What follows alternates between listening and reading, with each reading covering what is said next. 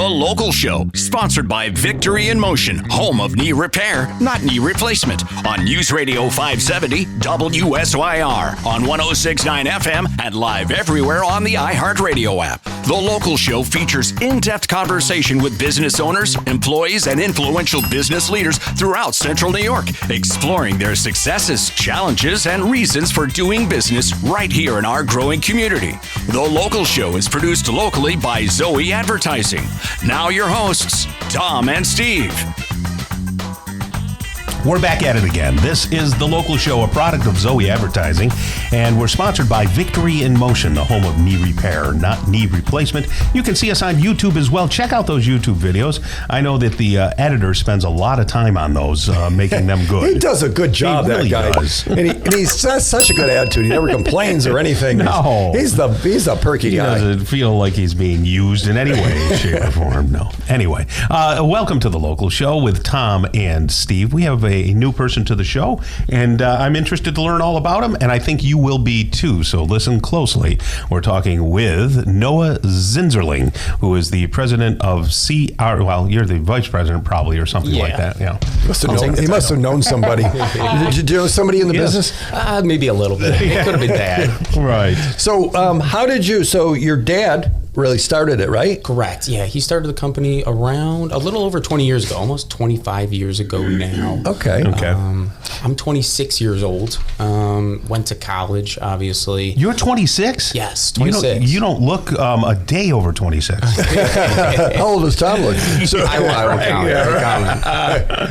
So did you go to school for this or something like that? Or? I went to West Virginia University and graduated in a business degree, actually oriented towards hospitality and tourism. Okay. So I had a cool few internships working at resorts and golf courses. And, ooh, that's nice. Yeah, it was fun. And always try to get away from the family business, but I came back and really enjoy it. I started out about 3 years ago in the field, actually doing the manual labor, and have kind of worked my way into the office and now doing a little bit of everything.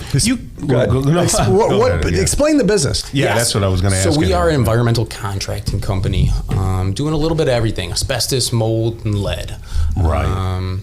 Kind of asbestos abatement. Are you guys familiar with asbestos? Yeah. Well, I know you're not supposed to eat it or touch it or smell it. Correct. Yeah. Don't sniff, touch, or eat. Yeah. So they used to put it in just about everything when they were building everything. You know, we live in Syracuse, a very old city, all these old buildings, and they put it in just about everything. You hear a lot in the floor tile. You know, you saw that in schools. Insulation and in ceiling tiles. Roofing stuff back in the day. Correct. Yeah. Okay. And so we come in when these buildings are being renovated, which you see a lot in Syracuse, New York now, with especially all this, now, new development money coming in. It's very exciting times.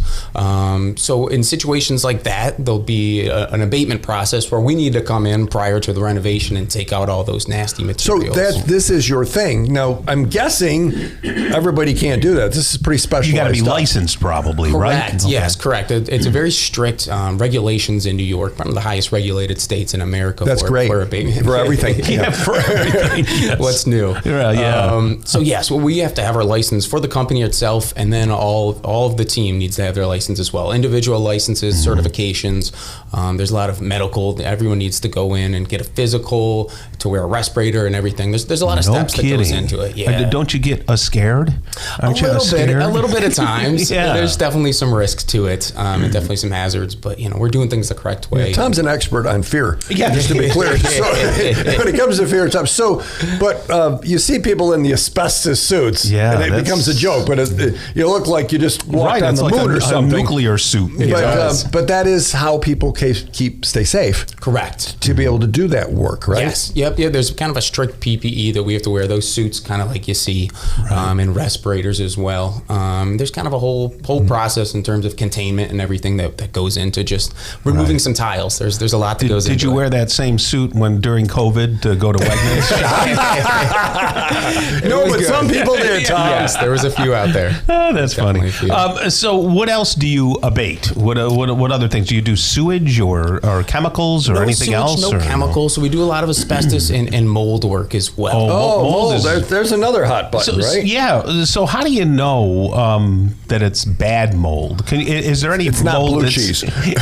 Is there any mold that's kind of benign that you don't have to worry about? So mold is naturally occurring. It is in the air at all times. What we're breathing I'm feeling it right now. Feel it in the lungs. So it is naturally occurring, and it is normal to have mold in the air, but it does become a problem at certain points where there's obviously too much of it, and it can become a risk to people and their health. Okay. And it does affect everyone differently. There's some people that could live in a moldy basement and not really be affected, although it could put a different person in the hospital. How do you know if you have black mold? Is there anything the consumer can be aware of? Not really. The best way to go about it is having a mold assessor come out and take a look. Do you do that, or we can do mold assessments? Okay. It gets a little tricky with the law of whoever does the mold assessment can't do the remediation. Because it feels like it's teeing it's it a up. conflict of interest. Oh yeah, you have a mold problem. Yeah. I just happen to do that. Exactly. Okay. Exactly. I got you. But so you guys specialize in fixing the stuff. Correct. Yes, correct. Okay. How do you get your business? How do people know that you're in that space? So we don't do a lot of just advertising out there. You don't see us on all the billboards or commercials or anything along those lines. We know, and that's why we want to talk to you. That's great. You got mold? Yeah. You got asbestos? We know a guy. We do a lot of just out and shaking hands and meeting people. We do a lot of work with the Service Masters, Serve Pro teams of the city as well. Is it competitive space? Are there a lot of people? Because it seems like it's a tough business to get into. To get all the certifications. But it also seems very specialized that there wouldn't be a lot of competition. There definitely is some barriers to entry there, of course, especially when you get into the big environmental hazards like asbestos. Yeah. So there is a lot of people doing, the mold work as well. But when it gets into asbestos, not as much. And there's some people that, maybe aren't playing by the right rules. Right. Right. So, I mean, a homeowner can kind of do their own thing, can't they? Like because I did it years ago. I had asbestos on my furnace when I lived in the city. That explains a lot. It does. Yeah. And they said, well, if you get it wet and you look up and you do these certain things and you wear the masks, you can do it. You can do it. And I did it. And I took the asbestos off my furnace. This was 25 years ago, right? Quite some time. You are correct. Yeah, if you live in a single family residence in New York, you can remove the asbestos yourself. Right. Anything bigger than that, if you were to be in a duplex, technically you can't.